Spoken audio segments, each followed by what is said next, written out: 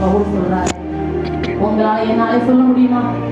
தேவ சமூகத்துல சொல்லுங்க, ஆண்டவரே என் வாழ்க்கையில எல்லாவற்றையுமே நான் இழந்து போனாலும் உங்களை விட்டு பிரியாத இருதயத்தை எனக்கு தாங்க ஏசப்பான்னு சொல்லுவோம்.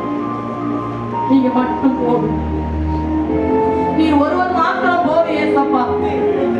என்ன வாழ வைக்க நீங்க மட்டும் போதும், என் பிரச்சனைகளை மாற்றவும் நீங்க மட்டும் போதும், என்னை ஆசீர்வதிக்க நீங்க மாத்திரம் போதும். நான் உங்க பிள்ளை, உங்க சமூகத்துல வந்து நிற்கிறேன், என்னை நோக்கி பாருங்க சொல்ல முடியுமா?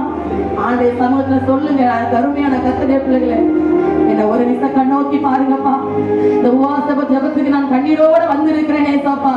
நான் கண்ணீரோடவே திரும்பி போயிடக்கூடாது. நான் நிறைவான மகிமைய, ஒரு சந்தோஷத்தை, ஒரு புதிய பலனை, ஒரு புதிய அபிஷேகத்தை, ஒரு புதிய கிருபைகளை நான் இந்த இடத்தை விட்டு நான் கடந்து சொல்வது பெற்று போகணுமே. நான் வந்த வண்ணமாவே போயிடக்கூடாது. நீர் என்னை ஆசீர்வதிக்கணும், என் கண்ணீரை துடைக்கணும், நீர் என்னை வாழ வைக்கணும்.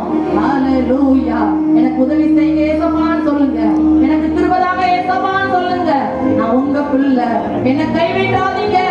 இமை பொழுது உன்னை கைவிட்டேன், ஆனாலும் உருக்கமான இரக்கங்களால் உன்னை சேர்த்து கொண்டேன் என்று சொன்னாரு. என்னை கைவிட்டாதீங்கப்பா, நான் உங்க பிள்ளை ஏசப்பா, என்னை கடைசி வரை நடத்துங்க ஏசப்பான்னு சொல்றீங்களா? உங்களை மட்டும் தான் நான் நம்பி இருக்கிறேன். எனக்கு இன்னும் இந்த உலகத்துல எந்த ஒரு நம்பிக்கையும் இல்லை, நீர் மாத்திரமே நம்பிக்கை.